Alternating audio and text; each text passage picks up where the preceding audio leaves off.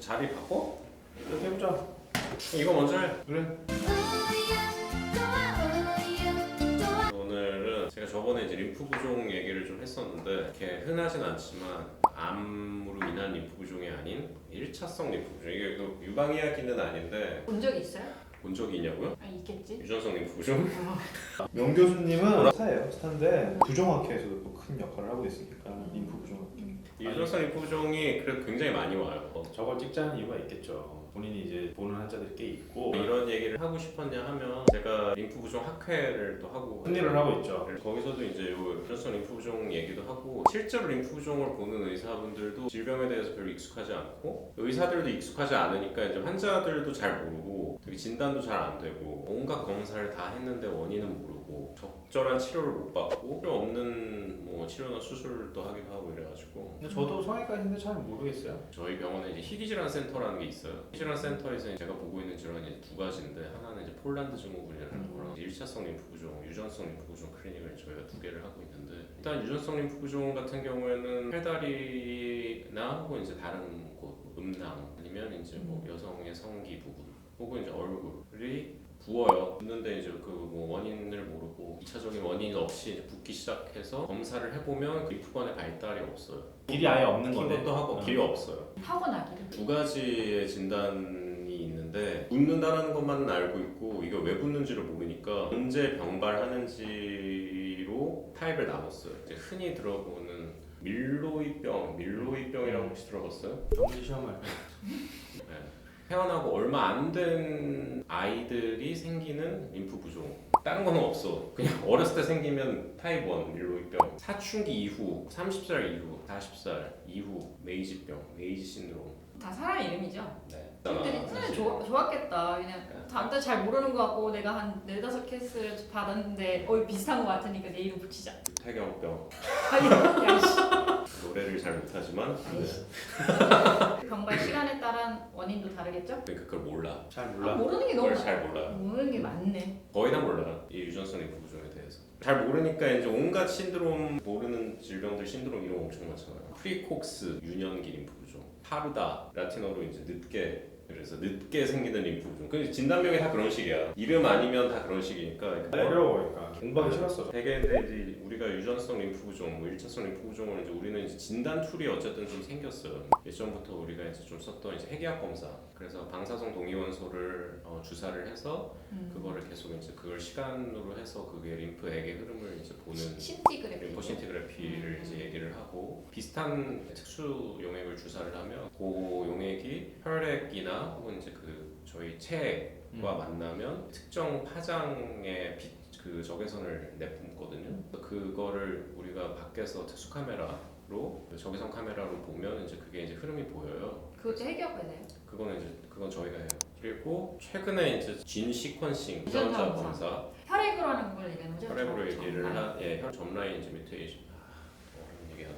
그러니까 이게 저희가 그래서 지금까지 유전 진단을 이제 가능하게 된 원인이 뭐냐면 유전자 검사를 할 때 모든 우리 홀 지놈 시퀀싱이라고 하는데 그렇게는 할 수가 없어요. 장장을 못 보죠. 뭐 볼 수는 있겠지만 겁나 천문학적인 금액이 들고 시간이 들기 때문에 그렇게는 안 되고 하지만 이제 1차성 림프 부종이라는 질환이 시작되고 요거를 유전 진단을 할 수 있게 되면서 그 원인 유전자에 대해서 과학자들이 조금 찾아놓은 한 80개 정도의 유전자가 있어요. 판넬로 만들어. 그래서 그거를 판넬로 만든 거예요. 그거를 검사를 이제 하기 시작하고 근데 대신 그 검사는 이제 100%는 아니에요. 왜냐하면 여러 가지의 유전자가 동반될 수 있는 질환인데다가 꼭 거기에서 검사를 하지 않는 다른 유전자가 뭐 이상이 있을 수도 있고 혹은 다른 원인이 없다고 생각했지만 원인이 있을 수도 있는 거예요. 그쵸. 본인이 모르는. 본인은 모르지만 유병률이 낮으니까 보이는 숫자가 적으니까 좀 속도가 느리겠죠. 유전자 검사의 그런 풀이 진행되는 게. 맞아요. 그래서 가능하지 않았던 유전자 검사를 이제 어쨌든 하고 있고 유전자가 어쨌든 변형이 있는 거가 이제 발견이 되면 대개는 그게 이제 우리 증후군 잘 아시겠지만 아까 우리가 얘기한 그런. 아는 뭐 눈안 증후군 이런 거 기억나요? 나 기억나냐고? 아니 네. 처음 들어보는데 그 학교 때 배웠어? 배웠지 눈안 신드롬. 그래? 그리고 배웠대? 하여튼 무슨 선천성 무슨 증후군 이런데 림프관의 형성 부전과 림프 부종이 있는 그런 증후군들이 또 발견된 것들이 있어서 그 증후군에는 완전히 맞지 않고 대개는 우리가 잘 알겠지만 극희기 질환, 극희기 증후군들은 사실 잘 모르고 끝나는 경우들도 훨씬 많기 때문에 거꾸로 그래서 림프 부종이 있고 그게 이제 토대로 해서 증후군을 진단이 되는 경우들도 가끔 이제 있어요. 그럴 수 있죠. 그러기 시작했어요. 그러면은 유전자 검사 한다고 그랬잖아요. 어렵다.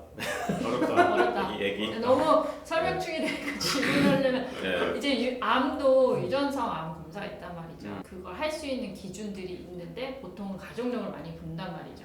그러면은 1차성 림프 부종도 가족력 저희가 가족력을 보죠. 많아요? 그렇게 가족력 별로 없어요. 어쨌거나 그 유전자 변이가 있어도 림프 부종이 생길 확률이 아주 높은 건 아니라는 거예요. 아니죠. 아니고 대개는 그래서 저희가 검사를 하고 있는데 그 중에서 이제 패솔로직 뮤테이션과 한글로 해. 왜 영어를 섞어? 한글로 뭐라고 해야 될지 일병 유발 유전자 변형 저희가 확실히 알고 있는 변이가 있고 이거는 뭔지는 모르겠는데 하여튼 이거가 뭔가 문제가 있어 이 사람. 유전자 검사라는 게 일반적으로 표준 유전자 배열과 비교를 하는 건데 어쨌든 우리가 림프관 형성에 관련이 있다고 되어 있는 유전자에 뭔가 변이가 관찰되는 경우들이 있는데 이게 100% 이것 때문인지는 확실하지 않는 약간 그러니까 그건 굉장히 애매모호한 정도거든요. BUS 얘기하는 BUS를 거죠? 얘기하죠. 네. 그 유전성 암 패널에도 그런 거 엄청 많아요. 그러니까 근데 이게 100%인지도 모르고 그러니까 가족력이 있기도 하지만 근데 또 그 정도인 거예요. 이게 우리 어머니도 옛날에 좀 팔다리가 많이 붓는다고 하긴 했었어요 라고 얘기를 하지만 그 정도 심하지 않았던 그러니까 약간 잘 붙는 편이에요 이런 거? 그러니까 네 그렇죠. 그러니까 과연 이거를 림프 부종으로 진단할 수 있을까 없을까 약간 그 정도. 붓는다라는 게 워낙 다양하기 때문에 그쵸. 원인이 애매하지. 네. 하지만 이제 그런 분들 중에 이제 좀 더 심한 분들은 이제 그래서 이제 저희 이제 클리닉까지 오시고 검사를 하고 이제 치료를 하게 되죠. 저희가 이제 그 치료를 이제 어떻게 하냐면 대개 이제 붓기가 이제 심한 분들은 되게 심하다의 기준이 어느 정도예요? 표준적으로 치료를 전혀 하지 않았을 때 붓기가 자꾸 진행하는 경우를 이제 우리가 그냥 대부분 이제 심하다고 얘기하고 딱 봐도 차이가 나는. 그렇죠. 그리고 그걸로 인한 증상이 이제 생기기 시작하고 무겁고. 예를 들어서 그러니까 사실 주관적인 증상이 사실 되게 중요하고 림프 부종에서 뭐 무거운 느낌, 뭐 통증, 그다음에 그쪽에 이제 강신경병증이나 이런 것들이 생길 수 있고 그다음에 봉화지겸이나 이런 것도 올 수 있고 기본적으로 2차성 림프 부종이랑 이제 증상은 비슷한 거예요. 그렇죠. 그리고 이제 치료도 이제 비슷하죠. 그래서 이제 저희가 재활 치료를 개입을 하고 다른 게 있어요? 2차성 현재 치료에 대해서 네. 없죠. 똑같은 거죠. 접근하는 방법은 사실 똑같습니다. 근데 똑같은데 이제 저는 이제 수술을 하는 입장에서는 조금 달라요. 왜냐하면 이 1차성 림프 부종 환자분들은 림프관 자체가 없기 때문에 수술을 할 수 없는 경우들이 더 많아요. 그렇네. 그래서 저희가 그러니까 제일 어려운 단계 림프 부종, 2차성 림프 부종이라고 봐야 되는 거죠. 그렇죠. 근데 대개는 그때 그게 부위가 완전히 특정돼 있기 때문에 한 군데만 그러게 돼요? 네. 그럼 한 군데 이러다가 반대쪽 그 나중에 생긴다거나 이러진 않아요? 그래서 저희가 통계를 내보면 한 65% 정도는 한쪽 다리에서 생기는 경우가 제일 많고요. 그다음에 한 15% 정도는 양쪽 다리, 한 15% 정도는 한쪽 팔, 한 10% 정도는 양쪽 팔. 다리에 더 많이 생겨요.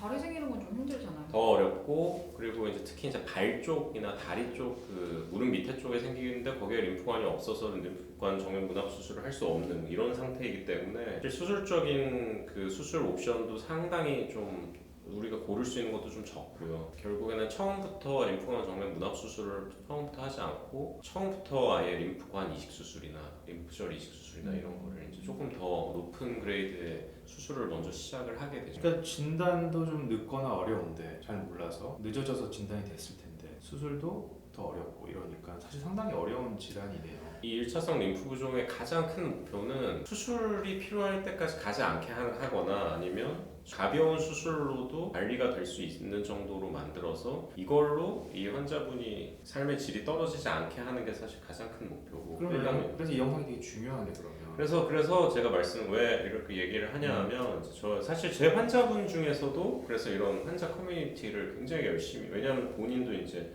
기억나요. 댓글 다셨던 분. 네. 본인도 일찍 진단을 못 받으시고 그러면서 이제 여러 군데를 돌고 대부분 이제 그런 경우들이 꽤 많기 때문에 이런 그 질병이 있다라는 거를 이제 본인이 알고 적합한 진단과 그거에 맞는 치료 현재로서는 가장 어쨌든 간에 스탠다드한 케어를 저희가 이제 주는 게 훨씬 환자분들에게 예후도 좋고 더 다른 고생을 하지 않게 하는데 큰 이제 목적이 있겠죠. 2차성 림프 부종도 예를 들면 이제 유방암 수술하고 부종 생기는 사람들은 성형외과 선생님도 계속 외과 선생님도 계속 보고 있고 그쵸. 성형외과 선생님도 보고 이렇게 지키는 사람들이 많은데도 간혹 보다가 이제 관리가 안 되거나 좀 늦게 오셔서 너무 진행이 돼서 방치된 느낌이 되는 환자들도 간혹 있는데 이거는 지금 누가 이렇게 지켜보는 상황이 아니니까 더 늦어질 거 아니에요. 맞아요.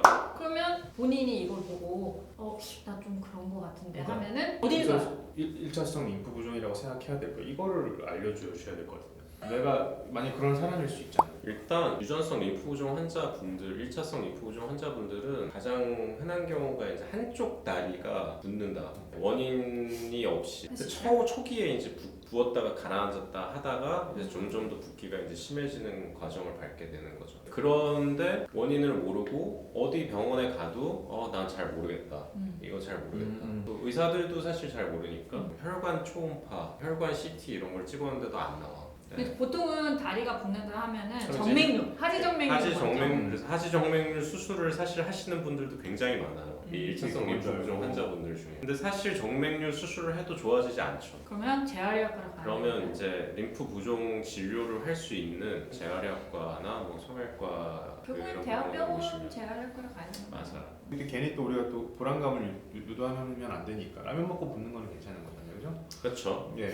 우리가 중요한 게 이제 림프 부종이라는 게 어쨌든 그 프로그레시브 디지즈다 그랬잖아요. 진행병변이라고 그렇기 때문에 일시적으로 붓고 빠지고 하는 거는 결국 이제 어쨌든 림프 부종은 아닌데 조절이 안 되는 부종이 점점 더 심해질 경우에는 어쨌든 전문의를 찾고 그러니까 붓다 빠졌다 했는데 어느 순간부터는 잘 빠지지 않고 부은 상태 맞아요. 유지가 된다. 그리고 통증이 동반되기 시작하고 거기에 이제 가끔 염증이나 이런 게 올 수도 있고. 하지정맥류랑 진짜 헷갈리겠다. 그걸 확실하게 볼 수 있는 방법은 결국 이제 림포신티그래피랑 ICG 림판지오그램밖에 없는데 사실 그거를 하기가 쉽지 않죠. 그런 거를 할 수 있는 병원도 사실 거의 많지 않고. 아무튼 그래서 오늘은 1차성 림프 부종에 대해서 알아봤습니다. 저도 질문 있어요. 네. 요즘 계속 이런 거 아니죠, 우리 영상. 끝에 보면 끝난 줄 알았는데 3분 더 한다? 아니 아까부터 하고 싶었는데 끊으면 짜증날 것 같아가지고 1차성인 줄 유전자 검사를 했는데 나온 거 없고 본인도 모르는 원인이 있을 수도 있다고 그랬잖아요. 원인이 이제 제가 아는 2차성 림프 부종의 원인은 수술밖에 없는데 그거 말고 기생충, 그때 얘기한 거 기생충이랑 수술. 외상. 외상도 돼요? 외상이 있는 부분은 어쨌든 그 조직의 변형을 만들잖아요. 그래서 그 조직의 이제 변형과 유착이 이제 그 림프관을 막거나 이제 그 림프절에 손상이 있을 수 있으면 그걸로 인해서 이제 림프 부종이 올 수 있죠. 그럼 이거 좀 이상할 수 있지만은 예를 들면 남자들 축구하다가 공이 가운데 좀 잘못 맞으면 그치, 흔히 있지. 그 심하게 외상이 오면 그걸로 음낭 쪽에 림프 부종이 올 수도 있나? 아니야? 미안해. 야, 이거 자르지 마. 이거 자르지 마. 이거 돼. 그 정도는 아닌가? 모르겠다. 그냥 원인은 주로 수술이고 첫 번째 아니면은 이제 외상 아주 심한 외상이겠네요. 네. 알겠습니다. 네, 그럼 오늘 여기까지 하겠습니다. 구독, 좋아요. 알림 설정. 와 부탁드립니다.